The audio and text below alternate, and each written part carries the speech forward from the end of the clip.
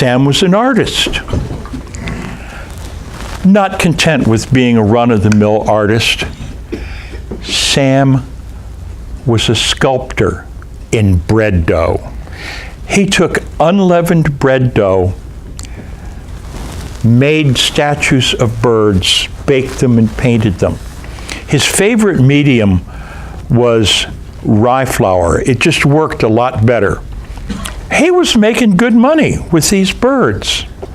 He was also gambling it away. He went into a casino one night, way late at night, 2 o'clock in the morning maybe. He was dead. There's his favorite croupier, Nicky, kind of dozing over the roulette table. Sam goes up and says, I feel a streak of luck coming on, but I'm financially embarrassed, if you get my drift. Would you do me a favor? And he pulls out this little statue of a shorebird, and he says, if I could take this in right now to the boutique down there, they'd give me $1,000 for it. But the boutique is closed, and I feel lucky now. What I'd like you to do is allow me to use this as a $100 chip. If I lose, you get the bird, and you can take it and sell it tomorrow, and you can get 10 times as much money as that $100. The croupier looks around and says, you know, I'll bite.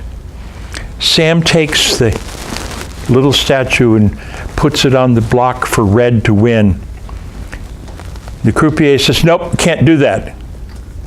What do you mean? He said, you can bet it on black, you can bet it on green, you can bet it on even, you can bet it on odd, you can bet it on anything else. But here in Las Vegas, every street corner has a sign that says no right turn on red.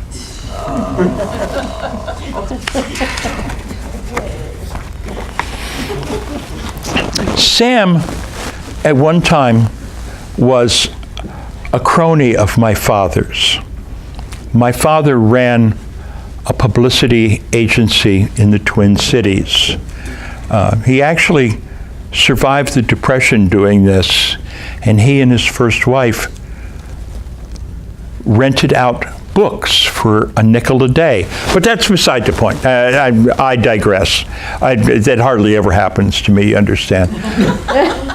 Sam has a clientele of his own, one of whom is this beautiful singer-actress whose name is Carmen Miranda. I'm sure you've all heard of her. Carmen Miranda came to Sam one day and said, Sam, I'm getting married. I'm getting married to Yves Montand, who is a younger singer than I am and wants to get into acting. So we want to use our marriage to publicize us and get us more acting gigs. Sam thinks for a minute and says, like Lucy, you have long, beautiful hair. Let's do this.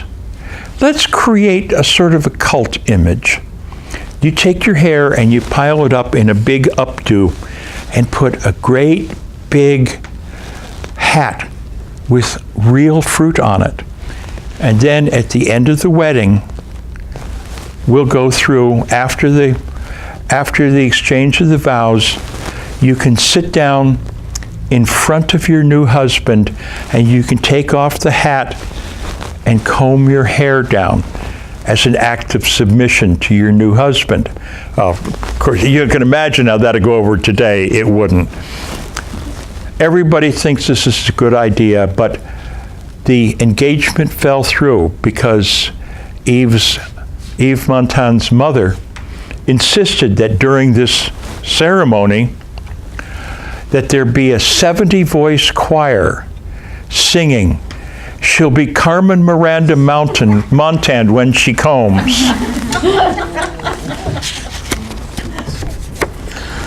Sam was a hunter. Sam loved the outdoors.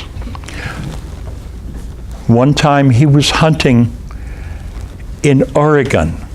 He was way the heck out in the Cascade Mountains someplace, and he was lost. His GPS didn't work because of the constant cloud cover.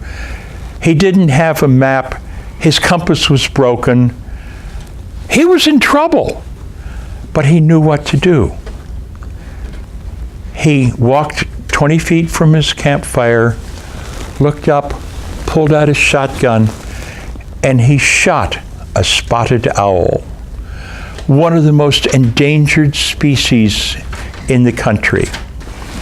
He very carefully cleaned the bird, cooked it over the fire, and as soon as he put the first drumstick in his mouth, a ranger came up and arrested him for a violation of the Endangered Species Act, which was what Sam wanted. He wanted to be caught because then he could get back home. He went before the judge, explained to the judge what had happened, and the judge said, "That's the most unusual story I've heard. Mr. Evening, I'm going to let you off. Case dismissed. Now, off the record, what did it taste like?" Sam thought for a minute and said, "Well, sort of a cross between whooping crane and bald eagle."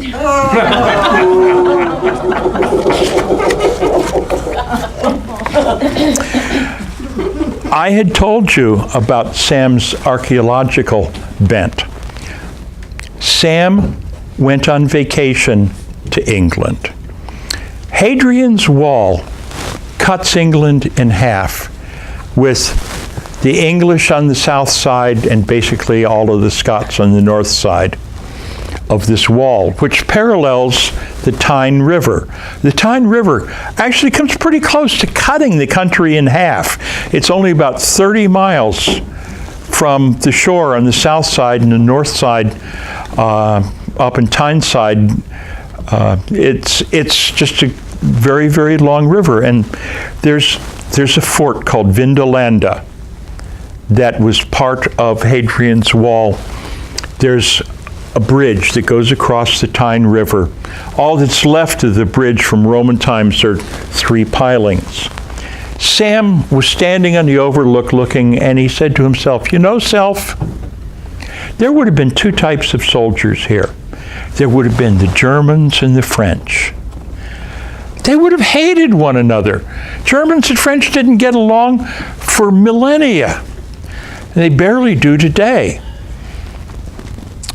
And he thought to himself, "I wonder what they would do to one another for pranks." And finally it came to him. The Gauls, the French, would pour wine into all of the stone beer mugs that the Germans had, because it would ruin the taste of the beer forever. And nobody likes to have their beer tainted. Sam said to himself, how would they protect them? And it came to him. They would go down to the riverbank, and where the stone is up and down like this, they would cut holes in the stone, and they would put their mugs in there to hide them. And he went down and found exactly that, proving that a niche in Tyne saves steins.